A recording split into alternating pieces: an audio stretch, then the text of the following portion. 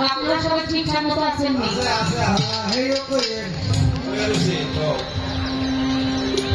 বাবা, শীতের রাত্র, এমনিতে অনেক ঠান্ডা। আপনারা যদি মাঝে মাঝে একটু কথাবার্তা না বলেন তাহলে তো আরো জমে যায়।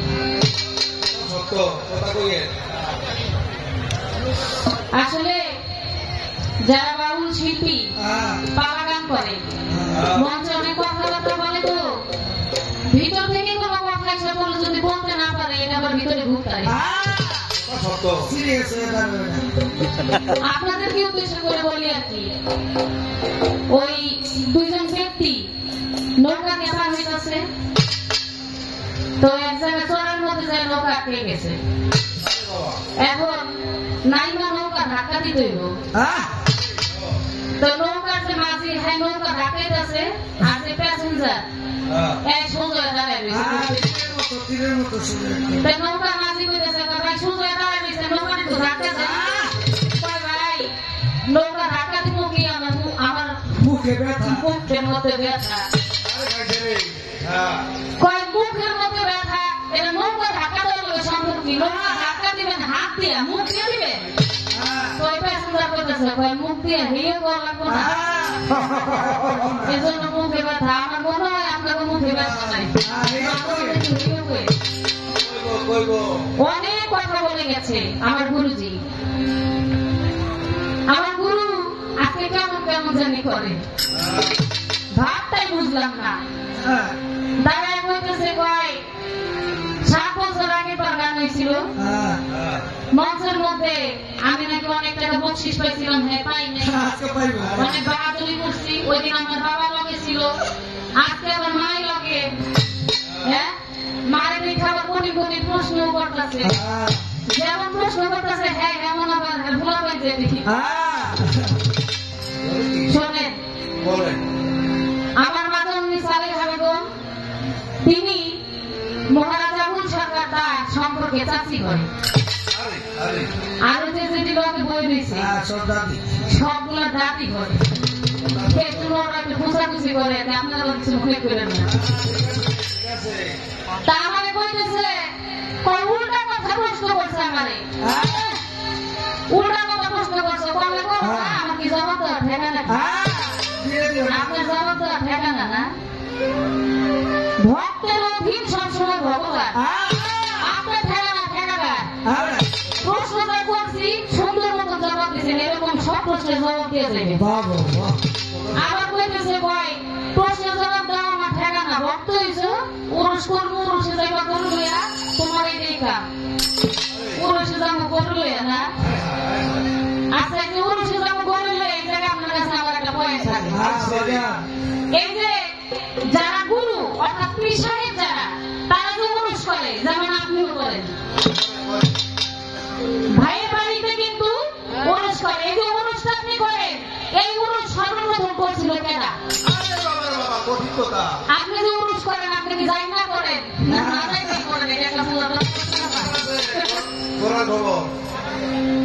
ওই উরুষের মধ্যে তাবারক ছিল কি? এখন তো উরুষে তাবারক বলে খিচুড়ি, যেটা ঝাল, ওইটা করে বা মিষ্টি তাবারক করে, কিন্তু ওই সময় কিন্তু একটু ব্যতিক্রম ছিল, আমি জানি। আপনি কোনটা জানেন? এটা ছোট করে বললাম, আর বকশিস বেশি পেয়েছিলাম, আপনি গুরু মানুষ, টাকা দেখেন,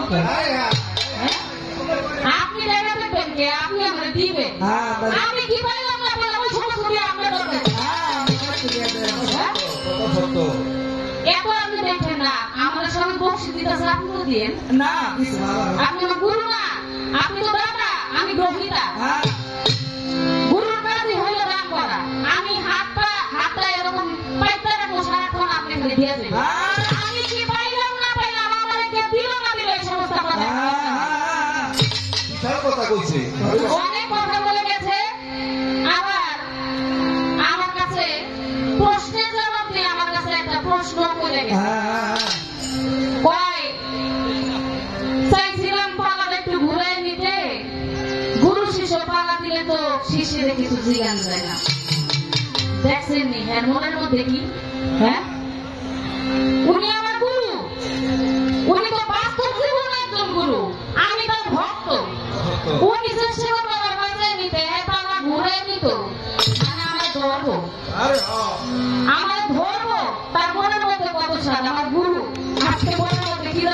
বসে রয়েছে এমন এক প্রশ্ন মনে করছে তাও আবার কোরআন থেকে হ্যাঁ কয় যদিও আমার ঠক হয় তারপরে প্রশ্ন আমি করলাম কারণ আমার শাস্তি আজকে লগে আছে আপনার দোয়া করবেন আমার বাবা ছিল আমি ছোট থেকে বড় হয়েছি বাবাকে পাশে পেয়েছি বাবা এখন নাই মা আছে যেখানে যাই মাকে সাথে নিয়ে যাই আর আমি বিদায় হওয়ার আগ পর্যন্ত আমার মা আমার পাশে থাকে কারণ মা ছাড়া এখন আমার কিছু নাই বাবা মারা যাওয়ার কিছুদিন আগে বাবাকে বলছিলাম যে বাবা দুনিয়া থেকে তো সবাই চলে যেতে হয় তুমিও চলে যাবা নিও আমি তোমার সন্তান হয়তো আমার আগে তুমি যাইবা তুমি যদি না থাকো তুমি যদি চলে যাবা আমি আর গান গাবো না আমি গান ছেড়ে দিব তা আমার বাবা ধরে কথা বলো কেমন আমি বললাম গান শিখেছো তুমি তোমার নিয়ে ছোট থেকে বড় হইলাম আমার হাতে ধরে পথ চলা শিখাইলাম তুমি যদি আমাকে ছেড়ে চলে যাও আমি গান গাবো তাকে নিয়ে গানের আমার দরকার নাই যেদিন তুমি থাকবে না দুনিয়াতে সেদিন থেকে আমি আর গান গাবো বাবা সত্যি সত্যি বাবা যেদিন চলে গেছে সাথে করে যার গান সে নিয়ে গেছে আমি তো ভাবছিলাম আমার গান শেষ কিছু কথা স্বীকার করা উচিত কৃতজ্ঞতা স্বীকার করা উচিত আমার দাদা ভাই মহারাজ আবুল সরকার বাবা মারা গেলেন বাবা মারা যাওয়ার পরে 40 দিনের খরচ করার জন্য আমার দেশের বাড়ি উত্তর গজরা সেখানে প্রতি বছর আমার বাবার নামে উরস করি তো বাবা যখন চলে যায় বাবাকে মাটি মঞ্জুর করেছে আমার দেশের বাড়ি 40 দিনের খরচ করার জন্য বাড়িতে গেছিলাম আমার ভাই আমাকে ফোন দিয়ে বললো দেখি তুমি আগামী মাসের 12 তারিখে মানিকগঞ্জে একটা গান করবা তোমার সাথে গান করবে আমার ছাত্র পাপের ছেলেরা আমি ভাইকে বললাম ভাই আব্বা চলে গেছে আমি একা আমি কি গান গাবো আমাকে গান করা সম্ভব আমার ভাই আমাকে বললেন তুমি গান করো অবশ্যই গাইবা এই গানটা তুমিই গাইবা আমি বায়না রাখতেছি গানটা তোমার অবশ্যই গাইতে হবে মানে উনি জানে যে দীপ্তিত বাবা চলে গেছে তাকে ধরে রাখার মতো কেউ নাই উনি যদি ওই সময় ওই শক্তি সাহস আমাকে না দিত হয়তো আমার গান গাওয়া ওইখানে থাইমা যেত এটা আমি মনে রাখছি বাবা চলে গেছে গান গাওয়াটা হয়তো বন্ধ হয়ে যেত দাদা যেদিন আমাকে বললো তোমার গান গাইতে হবে আমাকে জিজ্ঞেস করেন আমি গাইতে পারবো কিনা সারা জীবন গান করছি বাবাকে নিয়ে মঞ্চে দাঁড়ায় কি গান গাবো কি কথা বলবো সবকিছু শিখাই দিত বাবা নাই শিখাই দিবে কে এমন একটা মেয়ে আমি শিক্ষা অবস্থায় কিছুই জানি না ওনার মতন একজন মহৎ ব্যক্তি সাহস করে আমার জন্য বাইরে রাখছে মানিকগঞ্জ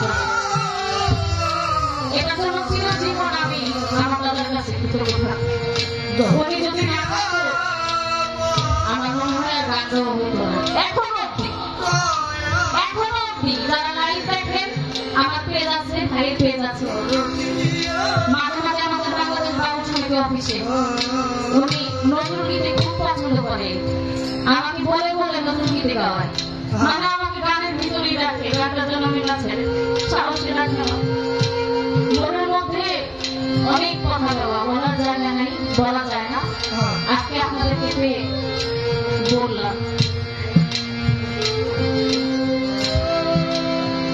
গান যখন করার জন্য আমাকে সাহস দিয়ে রাখছেন আমি গান অবশ্যই করবো যেমনই গাই আপনাদের কাছে দোয়া চাই আমার দাদা ভাই যারা আমার জন্য দোয়া রাখি তার এই সাহস যেন আমি যতদিন দুনিয়াতে আছি গান করার শক্তি আছে আমি যেন গান করতে পারি